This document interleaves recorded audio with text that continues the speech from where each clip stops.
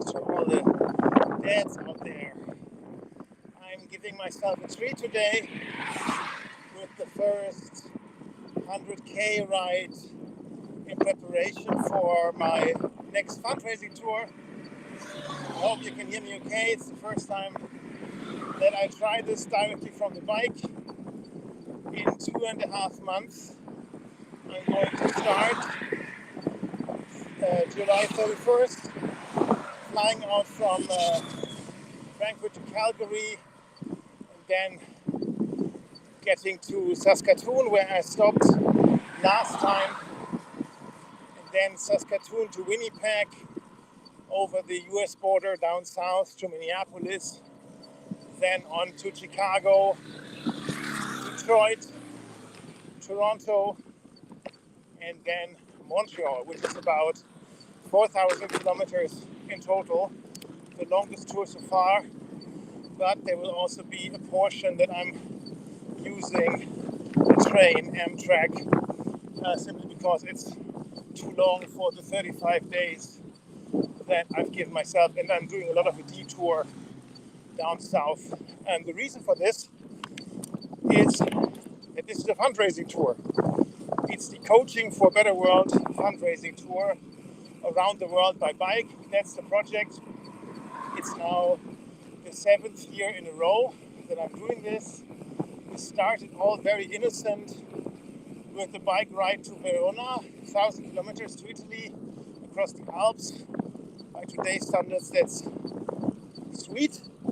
And then over the years, the project has turned into, well, why don't we take it full circle? And why do I do this? First of all, I like to cycle. Second, I like to have impact, or we like to have impact. And this is why my colleague and partner in crime, Uwe, and I founded the Cosmic Foundation last year. The idea of the Cosmic Foundation is to provide NGO leaders who work for a better world free access to high quality coaching. And that is through donations that I'm collecting via this fundraising project. So the idea is all NGOs that work for environmental protection, for human rights, for gender equality, for advancement of technology to help the human species, all of that. They all, at the end, are organizations. They all need leadership. They all need leadership teams that work hand in hand. And this is what coaching can really achieve, to help leaders grow, to help teams find the common ground, to connect and gather behind. And this is really what we are doing. And another reason is that one of the core topics of leadership choices of our company, which is a coaching company that uses coaching, but also for leadership development, for team development, and also for organizational development. The core of this is really resilience, how humans, how teams, how entire organizations cope with crisis, with ambiguity, with uncertainty, with fear, with pressure. And so I've been asked, when you do these broadcasts, why don't you talk about a little bit about what resilience is? What do you actually do? So I have now a bit more than 55 kilometers behind. I've about the same to go, so it's pretty realistic scenarios. I'm getting tired, I'm getting hungry, and perfect time to explain a little bit about resilience. So the first thing that is important to understand is resilience is not the same thing as toughness. Many people confuse this, but the origin of the word really means bouncing back. So when you think of a metaphor, it's much rather a sponge than a brick, right? A sponge you can throw against the wall, you can trample on it, it will always go back with some time in its original shape. Try this with a brick. If it's a glass wall, the brick will go right through, shattering the glass. But if it's a concrete wall, the brick will break and it will not go back in its original shape. And that's the difference. So it has to do with elasticity, with bouncing back, with giving in, but then coming back stronger. And one way to think of it is think of a diagram with two dimensions, two graphs. And one is self-management. Think of it in the vertical. And then the other one is self-awareness. Think of that in the horizontal axis. And so self-management means self-discipline, impulse control, grit, perseverance, following through, motivation, all of that stuff, right? That's something that many managers, many leaders have a lot of. Not only them, also, people who are specialists, who are knowledge workers, caretakers, people in hospitals, they have tons of that. And then there's the other one, which is self-awareness. And self-awareness means self-reflection, intuition, listening to your inner voice, listening to your gut, body signals, right? What's going on inside of you. And if you take this as a 2x2, you get 4 quadrants. The first quadrant is high self-management, low self-awareness. And this is toughness, really. So this is somebody who is, very responsible, takes care of others, but doesn't take care of himself or herself, doesn't give a great deal about self-reflection or introspection, and just pushes through. And that's fine when you are in a crisis, but that is not a model that works in perpetuity. You pay a price, and eventually, if your only strategy is toughness, then it's only a question of time until something is tougher than you. And on the other side, you have high self-awareness, low self-discipline, or low self-management. And what you get there is ambivalence. So ambivalence means, well, I know what I should be doing. I know I should do sports. I know I should sleep more. I know I should, work out or call my friend or drink less alcohol or smoke less. But somehow I can't find the discipline to do it because, there's always reasons. It's too early, it's too late, it's too hot, it's too cold, it's too dark, it's too light. So I'm finding excuses rather than ways to do it. And then there is the most problematic sector, which is low self-management, low self-awareness, which is something that we call derailed. So derailed means, well, you're not doing a good job in containing your emotion, managing yourselves, and equally, you're not very good in reflecting and listening inside of you. And that's why it's derailed. It's a risk for yourself, for your own resilience, but it is also a risk for others because they are not quite sure what kind of version from you or what kind of version of you they are getting today. And the combination, high self-management, high self-awareness, that's what we call resilience. So 4 quadrants: toughness, resilience, derailed, and ambivalence. And that's a good way to think about where do you stand, or in which field do you spend the most time over the last 6 months. Think about that. For me, it's both toughness and ambivalence in some cases, which sadly means I somehow have a tendency to go into derailed mode, which is obviously nothing that somebody likes to admit, but unfortunately it's true. So there are some phases where I work excessively because I think it needs to be done. There are phases where I'm not taking care of myself very well because I'm not working out or sleeping enough.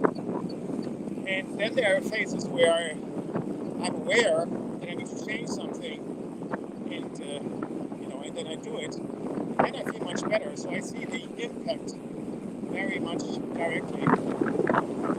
And the important thing is, well, when you sit in the tough sector, the strategies to become more resilient are very different than when you are sitting in the ambivalent sector.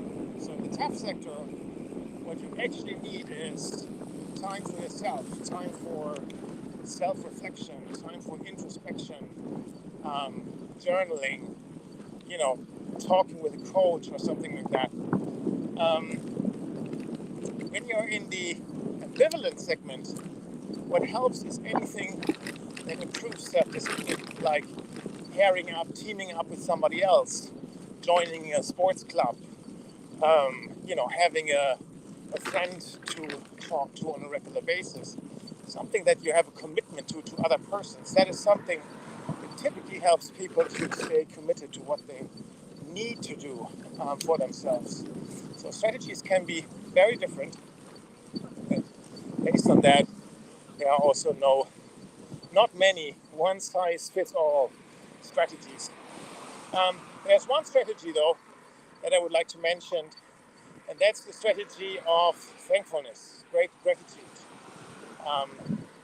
So that is somehow a strategy that works universally in all situations and for every personality type.